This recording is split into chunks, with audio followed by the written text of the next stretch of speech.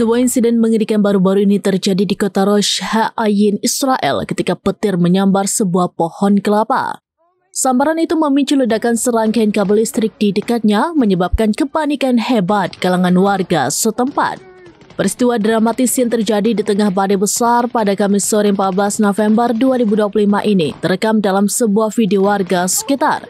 Rekaman video menunjukkan suasana langit yang gelap dan mendung. Tiba-tiba sambaran petir menyambar pohon kelapa dengan kekuatan dahsyat dan seketika pohon tersebut langsung dilalap api. Yang lebih parah, ledakan keras pun menyusul. Ledakan ini berasal dari kabel listrik yang terhubung di area pohon tersebut yang ikut terbakar dan meledak secara beruntun. Api pun membesar dan membumbung tinggi, menciptakan pemandangan yang menakutkan di tengah awan gelap. Menurut laporan dari tim media lokal, ledakan ini tidak hanya memicu kepanikan, tetapi juga menyebabkan gangguan pasca listrik di beberapa wilayah sekitar. Tim pemadam kebakaran dan petugas listrik segera dikerahkan ke lokasi kejadian untuk mengatasi kebakaran dan berupaya memulihkan kondisi.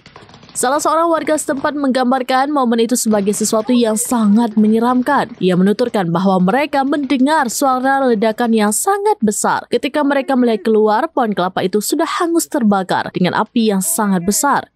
Dan warga khawatir api akan menjalar ke rumah-rumah di sekitarnya.